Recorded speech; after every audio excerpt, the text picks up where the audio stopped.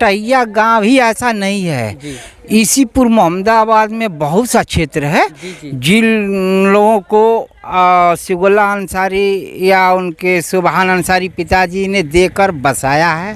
कहाँ हम लोग खड़े हैं, बताया जा रहा है कि मुख्तार अंसारी का बगीचा हुआ करता था एक समय। जी है, अभी भी है, पुश्तैनी नहीं है उनकी। मुख्तार अंसारी जी की मौत हुई तो आप लोगों को काफ़ी दुख हुआ। दुख नहीं, देखिए हर एक लोगों की आंखों में आंसू आ गया जी जब ये खबर मिली जी कि मुख्तार अंसारी का देहांत हो गया। जी तो लगता था कि शायद ही किसी के घर में खाना बना हो। जी खाना उसी के घर में बना होगा जो उनके विपक्ष के थे।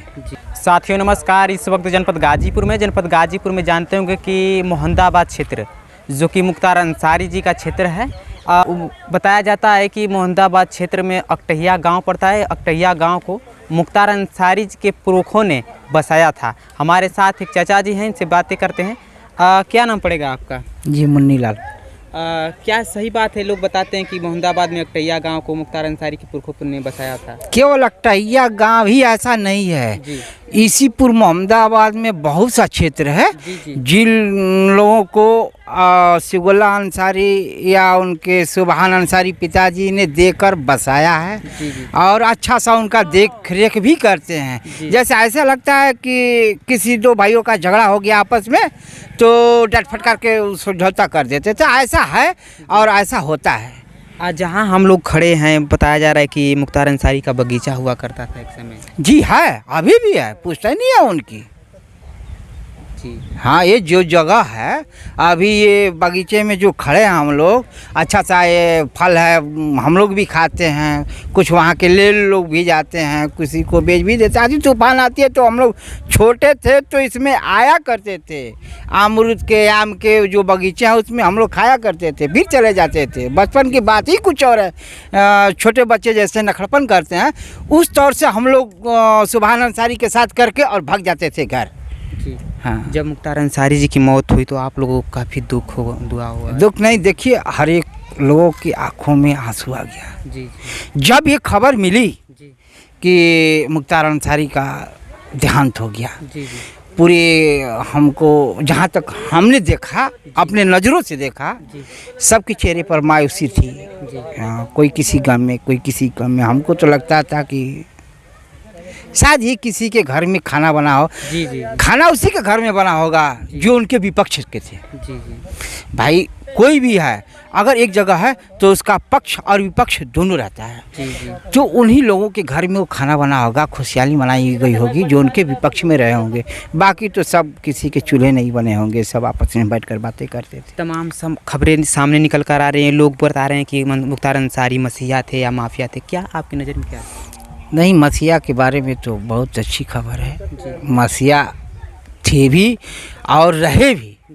किसी की शादी पड़ती थी, किसी गरीब का हो जाता था, मुख्तार भैया हमारे लगे का शादी पड़ल बा, हमारे लगे कोनो व्यवस्था नहीं थे। वो कहते थे कितना दे दे तुमको, 10,000, 20,000, 5,000, कितना बोलो कितना दे दे। उधर बर्तन वर्तन नहीं है कि नहीं, खिलाने पिलाने का व्यवस्था है कि नहीं है।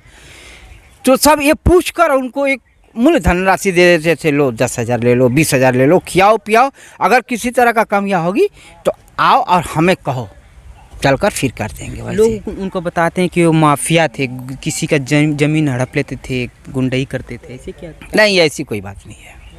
किसी का ज़मीन हमारे ख्याल से हड़पे नहीं है।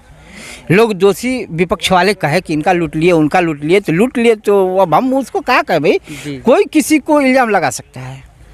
लोग ये भी बताते हैं कि अगर वो माफिया होते तो 5 बार विधायक नहीं बनते, जेल में रहते हुए भी 3 बार लगातार विधायक बने थे। ये सच्चाई है। रहने वाले, अब देखिए उनकी गुणवत्ता, रहने वाले मोहम्मदाबाद के और विधायक बने मऊ के, और ये देखिए कि जेल में रहते हुए और 5 बार उन लोगों ने विधायक चुना और विधायक रहे।